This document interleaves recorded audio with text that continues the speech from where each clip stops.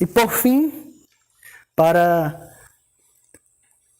encerrarmos nessa noite, quarto, aqui do versículo 36 ao versículo de número 40, nós vamos ver duas doutrinas ensinadas na Bíblia, que é a soberania de Deus no chamado e na salvação do homem e a preservação de Deus na vida daqueles que Ele chama.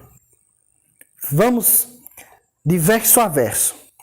Então, em sua resposta no verso 36, Jesus disse: embora eles tenham visto, não creram. Essa multidão estava sempre seguindo Jesus e reivindicando várias coisas, vendo milagres, estavam andando com Jesus, seguiam Jesus, mas Jesus olha para essa multidão e diz: vocês não creem em mim?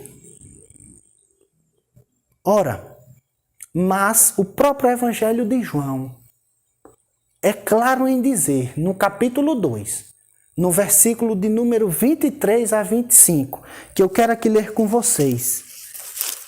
Isso é uma das coisas que João deixa claro logo no início do Evangelho. Olha o que ele vai dizer. João, capítulo 2, versículo de número 23 ao 25. Diz assim: estando ele em Jerusalém durante a festa da Páscoa, muitos vendo os sinais que ele fazia, creram no seu nome. Mas o próprio Jesus não se confiava a eles, porque os conhecia a todos. E não precisava de que alguém lhes desse testemunho a respeito do homem, porque ele mesmo sabia que era a natureza humana. Então Jesus Cristo está olhando para aquela multidão que estava seguindo ele, que via sinais, mas ele diz: vocês não creem em mim. Jesus, como é Deus, sabia e conhecia completamente cada um dos corações ali individualmente. E por isso ele não precisava da informação de ninguém. Ele não precisava que ninguém lhe dissesse nada. Ele sabia aqueles que criam nele. E ele olha para aquela multidão e diz: nenhum de vocês aqui creem em mim. Isso é assustador. Jesus sabe absolutamente de todas as coisas. Imagine só, Jesus dizendo a toda essa multidão que estava ali seguindo ele, que foi alimentada por ele, Jesus dizendo: vocês não creem em mim. Se eu tivesse no meio daquela multidão, para mim ali já seria o maior milagre. Porque eu imaginaria: como é que esse homem sabe que eu não creio nele, desse tanto de gente aqui? Mas esse é o nosso Senhor, esse é o nosso Deus. Ele sabe. Ele sabe aqueles que estão por causa do milagre, ele sabe aqueles que estão por causa da cura, ele sabe aqueles que estão por causa do conforto, ele sabe aqueles que estão fracos, aqueles que estão fortes, e aqueles que não são deles e os que são. Ele sabe. Jesus sabe. Ele conhece minuciosamente, por dentro e por fora. Jesus sabe. Olha como ele deixa claro nesse texto. Vocês me seguem, mas não creem em mim.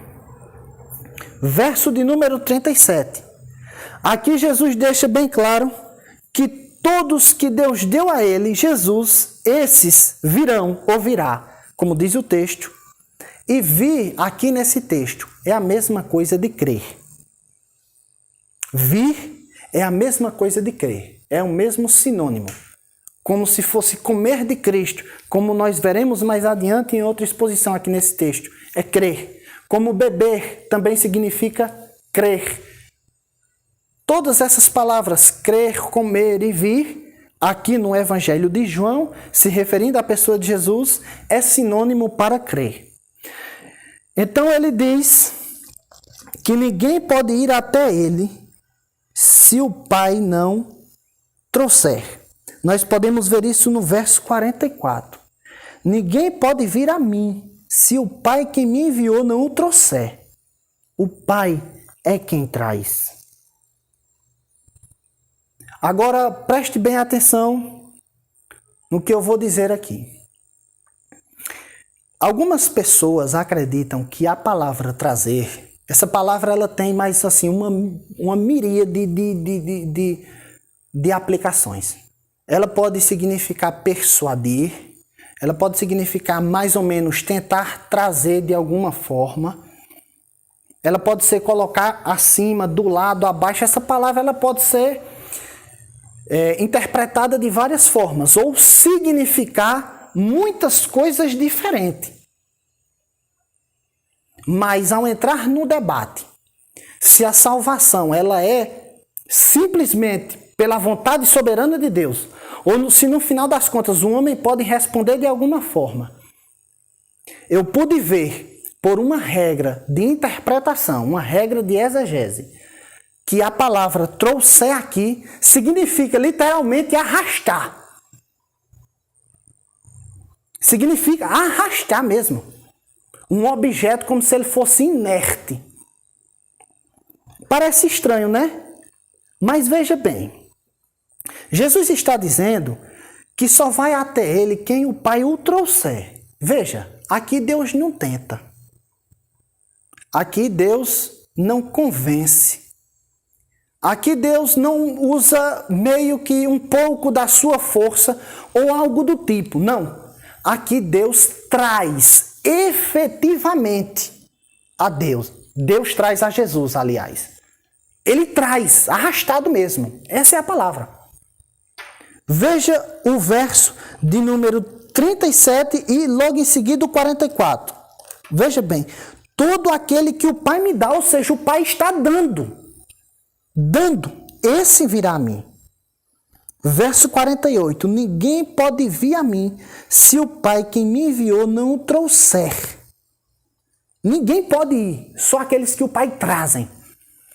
Então, diante do texto que nós lemos em Efésios, que o homem está preso pela carne, pelo mundo, pelo pecado, pelo diabo, somente Deus, pegando na mão e arrastando o pecador até Cristo, ele pode vir. Isso aqui, na teologia reformada, significa o chamado eficaz. É quando Deus vai lá no íntimo do homem, mexe no íntimo e traz ele para a presença de Deus. É assim que acreditam os reformados e é assim que parece ser que esse texto indica nessa direção. Eu sei que as escrituras existem vários textos, mas esse texto aqui em específico está dizendo justamente isso. É que Jesus está dizendo que é o Pai quem arrasta. Por causa do contexto, tanto da frase como do contexto geral do texto. Veja bem, para reforçarmos mais ainda esse ponto, que eu quero que fique bem claro. Olhe no verso 41. Olha o que é que os judeus estavam fazendo. Murmuravam, pois dele. Os judeus estavam murmurando de Jesus. Os judeus, porque disseram, eu sou o pão da vida que desceu do céu. Os judeus estavam dizendo, gente, esse aí não é Jesus? O filho de José. Por acaso não é o filho dele? Acaso não lhe conhecemos o seu pai, a sua mãe? Como é que está dizendo aí que desceu do céu? Ele? Aí Jesus vai dizer, respondeu-lhe Jesus, não murmurem entre vós. Ninguém pode vir a mim se o Pai que me enviou não o trouxer. Ele está dizendo, não murmure, não precisa murmurar, eu sei.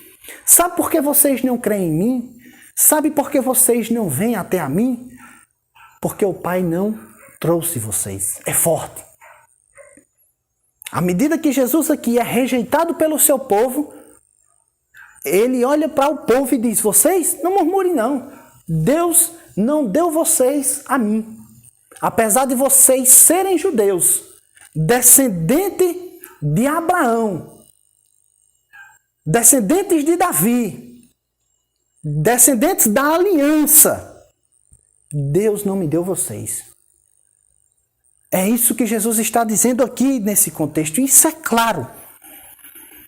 Mais uma vez, como eu disse, isso é o chamado eficaz. A doutrina reformada chama isso de chamado eficaz.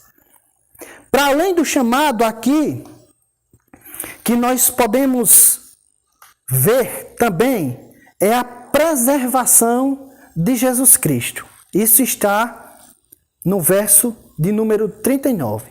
Jesus explica qual é a vontade de Deus. E a vontade de Deus é clara. O Pai não quer que nenhum que ele, o Pai, deu a Jesus, a seu Filho, se perca. Aqui, como eu disse, nós temos a doutrina da preservação dos santos. Essa doutrina, ela garante que aqueles que Deus deu a Jesus, eles serão preservados e cuidados e carregados até o fim. E essa doutrina, ela pode ser encontrada em João 10, 28, Romanos 8, 28, 30, 38, Romanos 11, 29, Filipenses 1, 6 e Hebreus capítulo 6, 17. Entre outros textos que nós podemos também olhar. Isso significa que esse chamado não pode ser revogado, essa herança não pode ser perdida, esse fundamento não pode ser abalado e essa vida não pode ser perdida. Por quê?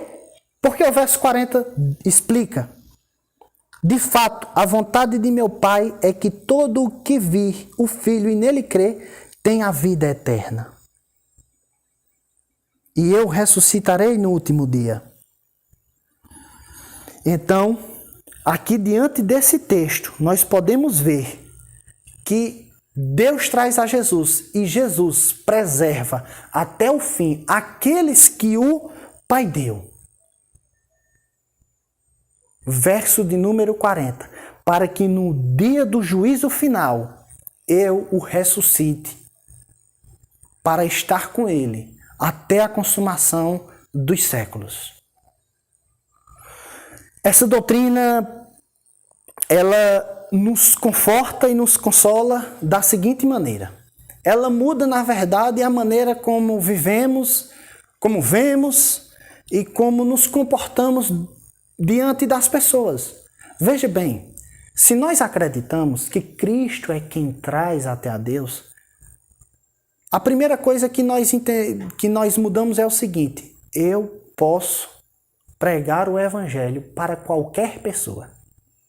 Seja grande, seja pequeno, seja valente, seja mole, seja rico, seja pobre, seja quem for. Se o Pai o der a Jesus, ele vem arrastado. Foi assim com Saulo de Tarso, mas foi literalmente. Jesus desceu do céu, apareceu a ele numa luz, ele cegou durante 3 dias. Ele ia para prender e matar pessoas. Foi nessa ocasião a qual ele se encontra com Jesus. Então essa doutrina nos encoraja a pregar. Pode ser uma pessoa má, pode ser uma pessoa difícil. Se Deus pegar pelo braço dessa pessoa, ele arrasta. Porque ele é Deus. E ele dá nas mãos de Jesus. Então essa doutrina nos encoraja a pregar. Segunda coisa, essa doutrina também, a preservação dos santos, nos dá consolo e conforto que, por mais que nós estejamos fracos e duvidosos, Deus segurará nas nossas mãos. É lógico que nós devemos orar, é lógico que nós devemos fugir do mal, é lógico que nós devemos fazer o que podemos, mas no fim das contas, é Jesus quem nos carrega.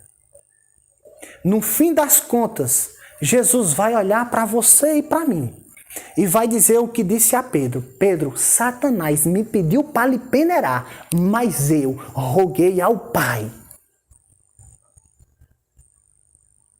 Talvez Satanás já tenha pedido para nos peneirar de dia e de noite, e Jesus está dizendo: eu roguei ao Pai. Isso faz com que nós sirvamos com alegria, com mansidão, com prazer, porque tudo é dele.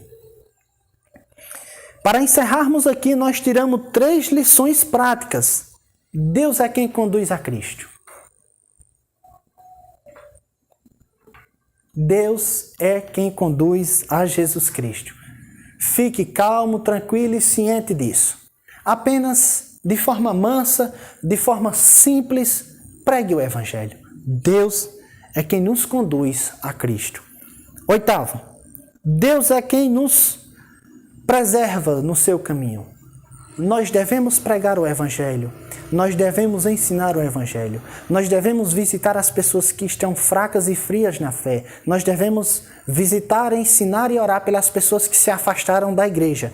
Mas nós não devemos adular ninguém, porque no fim das contas, Deus preserva os seus. Nós devemos fazer o nosso trabalho, mas sabendo que Deus é quem preserva os seus. Nono, Jesus irá nos ressuscitar para que possamos passar a eternidade com Ele. Verso 40. Nós iremos morrer, mas Deus irá nos ressuscitar. Isso é uma verdade prática, simples e real. Deus irá nos ressuscitar para que possamos passar a eternidade com Ele. Que Deus possa nos abençoar em nome de Jesus Cristo.